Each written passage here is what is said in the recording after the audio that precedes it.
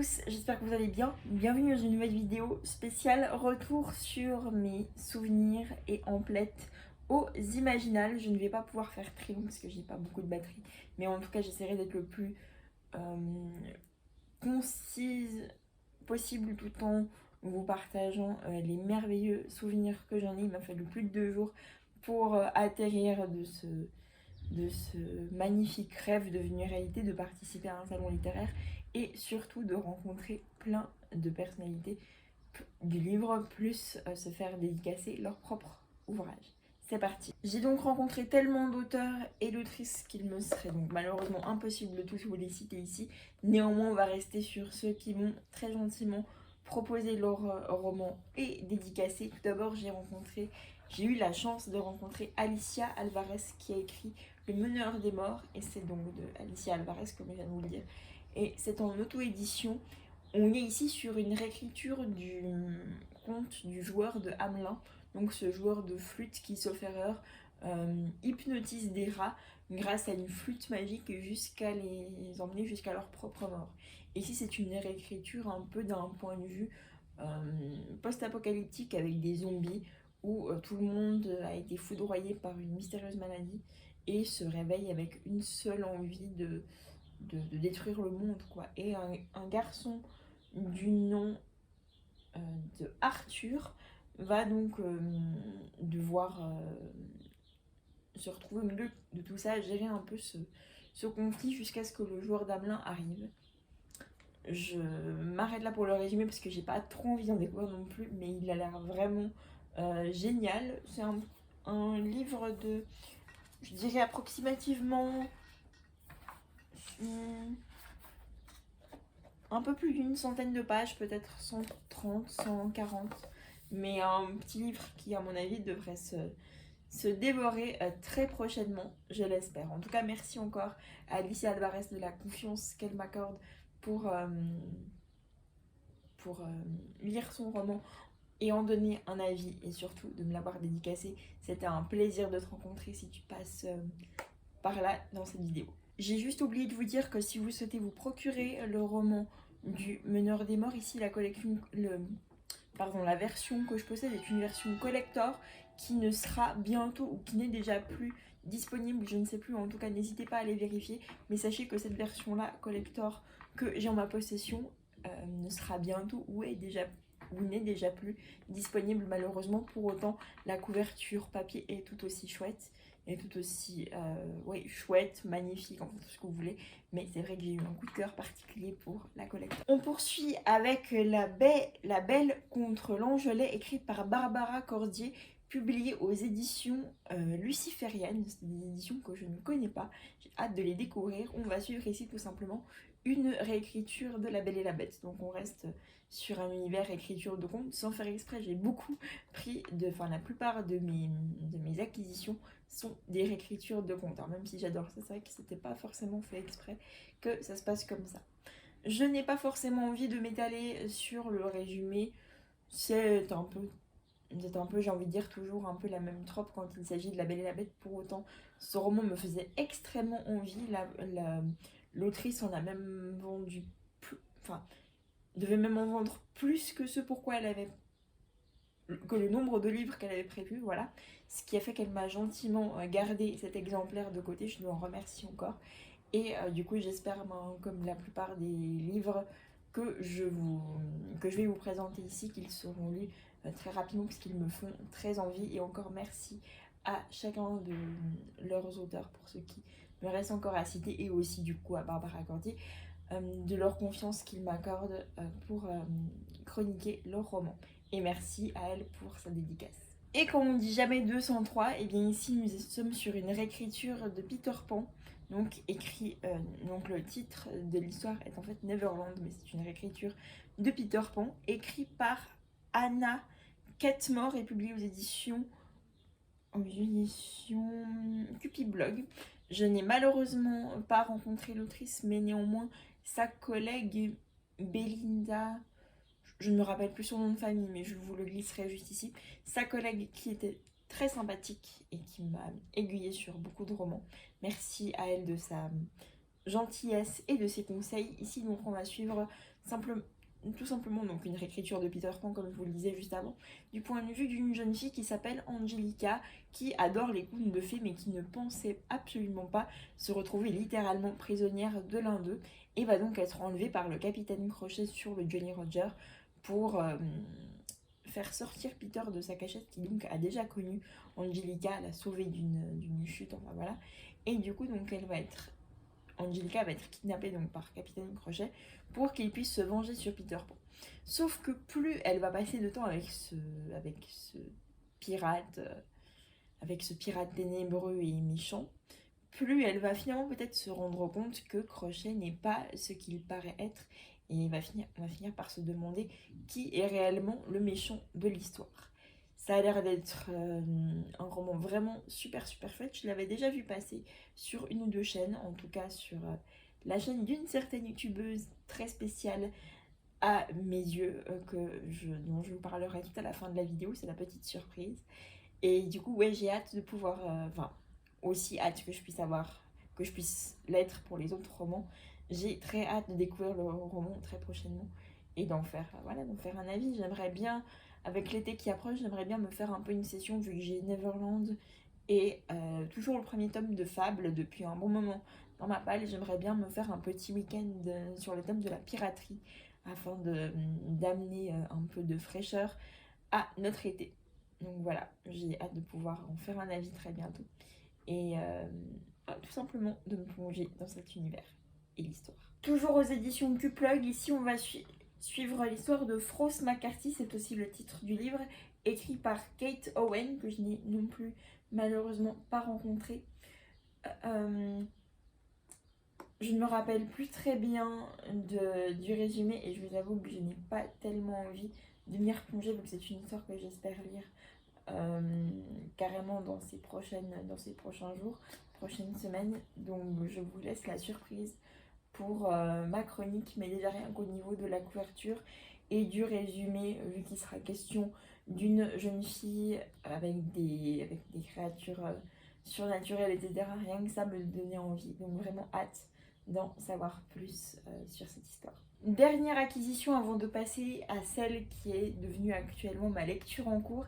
Il s'agit de L'Envers du Paradis, écrit par Mélanie Wency. Je vais vous glisser la photo que j'ai eue avec elle juste à côté de moi, qui m'a donc également dédicacé son livre. Ici on est sur un intégral de 3 tomes en un seul gros livre, d'une adolescente, je ne me rappelle plus très bien son nom, mais vous le saurez dans une prochaine chronique, qui a une adolescence tout à fait normale, hormis des marques assez étonnantes et bizarres qu'elle a sur le poignet, jusqu'au jour où un démon va vouloir passer de plus en plus de temps avec elle, enfin voilà, être avec elle, sauf que du coup le meilleur ami de cette protagoniste va en payer les frais. Enfin voilà, c'est une histoire d'une jeune femme qui va devoir se battre en se retrouvant en enfer, donc avec cet ange ténébreux. Enfin, certes, un résumé un peu brouillon, mais tout ça me donnait très envie. Et malgré le fait que ce soit une intégrale, c'est écrit gros, je pense que ça se lira hyper rapidement. Plus j'adore les histoires les histoires fantastiques couplées entre la vie de lycée et ce qui se passe après dans l'au-delà, enfin l'univers avec les anges et les créatures surnaturelles. Donc vraiment hâte de pouvoir la lire, je l'espère très prochainement, et vous en donner du coup mon avis.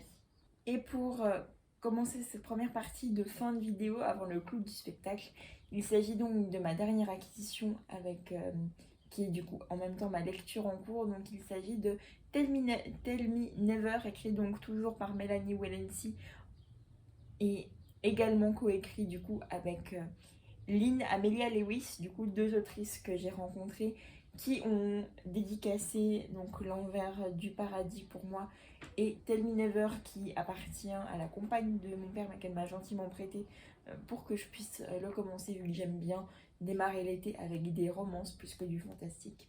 Donc, du coup qui nous ont très gentiment dédicacé à chacune le livre. C'est des autrices vraiment adorables. Et ici donc dans cette histoire on va suivre l'histoire de Veya qui attend son prince charmant. Et du coup, en attendant, être wedding planner organise plein du coup de mariages, que ce soit pour ses proches ou pas, enfin dans l'événementiel. Et ne s'imaginait pas que son prochain mariage en date allait devoir être co-organisé avec son premier coup d'un soir, ce qui va s'avérer un petit peu compliqué. D'un autre côté, on a Derek, donc le meilleur ami, je crois, de celui qui va... c'est celui en fait qui va aider notre wedding planner à s'occuper du mariage de son meilleur ami, qui lui ne croit pas du tout à la vie heureuse, à l'amour, tout ça, mais qui accepte volontiers les caprices de diva que lui fait du coup son meilleur ami, de qui il doit organiser le mariage. Et le fait de sa rencontre avec Veya va peut-être le faire changer ses propres... va peut-être lui faire changer, oublier ses règles. J'ai commencé à lire 2 chapitres hier, j'en suis déjà au 3e, et je peux vous dire que si vous cherchez plutôt un truc un peu à la, je sais pas moi, avec... Si vous êtes pas adepte de la vulgarité dans les romans, déjà rien que verbalement, et des scènes de romantisme, tout ça, vous n'allez pas y trouver votre compte. C'est assez... c'est décrit vraiment comme une romance haute. Donc pour moi, ça me plaît assez bien. Pour l'instant, j'étais pas encore... j'avais encore jamais lu ce genre de romance, mais ça me plaît assez bien. Donc hâte de découvrir la suite et de pouvoir vous en reparler de manière plus approfondie. Mais je peux déjà vous dire justement que si vous n'aimez pas les romances hautes avec parfois de la vulgarité dans les propos des personnages, surtout de la part du protagoniste masculin, ce livre n'est pas fait pour vous. Mais voilà, en tout cas pour moi c'est une chouette romance qui commence et du coup j'ai hâte de pouvoir m'y replonger et de vous en dire plus très bientôt. Et pour terminer cette vidéo en beauté, je ne pouvais pas faire autrement que du coup garder le meilleur pour la fin en vous glissant une photo de ma très émouvante rencontre avec notre chère et célèbre, peut-être pour ceux qui sont sur ma chaîne et qui la connaissent, la très célèbre Kimi Collection, qui est également chroniqueuse sur du coup YouTube, Instagram et TikTok.